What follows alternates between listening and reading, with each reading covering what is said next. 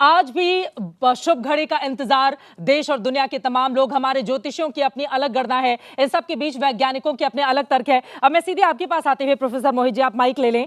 अब बहुत ज्यादा वक्त बाकी नहीं रह गया, सब कुछ ठीक है। बिल्कुल। मतलब जो धड़कने हैं, उस जो दिल की धड़कने बढ़ी हुई हैं, उनको थोड़ा थाम के बैठा जाए कि अब तक सब कुछ ठीक चल रहा है। मैं दो बातें बताना चाहूंगा। अच्छा, मैं एक चीज और बता दूं, अभी भी बारिश हो रही है दिल्ली एनसीआर में। मैं दरअसल ये बताना चाह रही थी, अपनी बात को आगे मैं दो बातें बताना चाहूंगा। एक तो पिछली जो तारीख थी हमारी चंद्रयान 2 की, वो 22 जुलाई 2019 थी।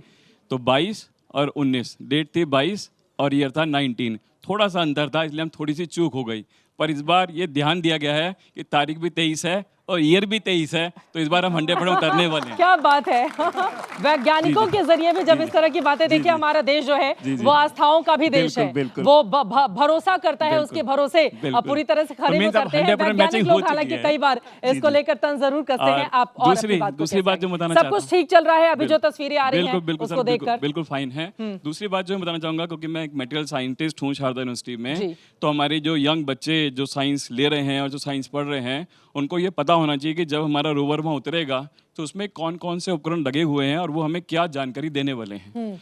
तो पहला जो उपकरण उसमें लगा हुआ है उसको कहते हैं LIBS, जिसे हम कहते हैं लेजर इंड्यूस्ड ब्रेकडाउन स्पेक्ट्रोस्कोप। इसका काम क्या होगा? इसका काम ये होगा कि जो वहाँ पर हमारा सॉइल है या रॉक है, उसमें कौन कौन से एलिमेंटल कंपोजिशन है, प्रेजेंट है, उसकी जानकारी हमें मिलेगी। For example magnesium, aluminium, silicon, potassium, calcium, titanium, iron, ये एलिमेंट वहाँ पर उसकी धरती पर, उसके सॉइल में, रॉक में है या नहीं है, उसकी जानकारी हमें मिलेगी रोवर के उतरने के बाद। एक और चीज मेरे दिमाग में आ रहा है, क्योंकि कहा जा रहा है कि हमने पुरानी गलतियों से सीख ली है और अब हम आगे बढ़ चले हैं। लेकिन अगर हम देखें साल 2019 में जिस चंद्रयान 2 को हम लेकर आगे बढ़े थे, 900 करोड़ से ज्यादा की उसकी लागत थी। मौजूदा वाले की लागत 600 करोड़ के आसपास की है। चंद्रयान 1 की 325 करोड़ से कम की थी।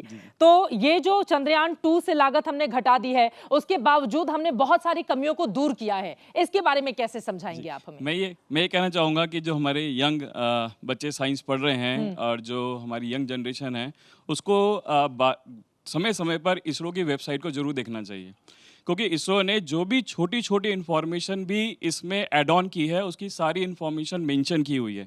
तो अगर आप इसरो की वेबसाइट पर देखें तो उन्होंने एक PDF फाइल रख दी है, उसमें एक एक स्टेप बताया गया है कि कैसे कैसे हमारा ये मिशन जो है इसको अकम्प्लिश करेंगे।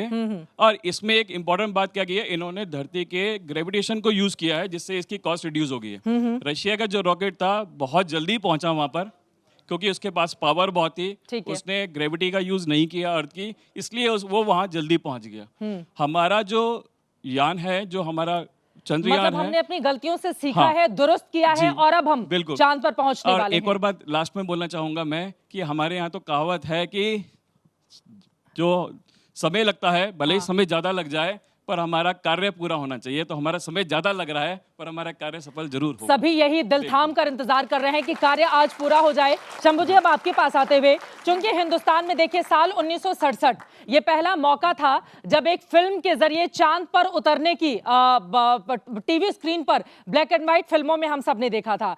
तो आप कुछ और चंद लाइनें, उसके बाद नेहा बाथम के पास सीधे चलेंगे हम। जल्दी से 4 लाइनें अगर आप गुनगुना पाए। प्रोग्राम का नाम है चांद पर तिरंगा। मैंने बस अभी चांद पर तिरंगा के लिए 4 लाइनें लिखी। जी जी।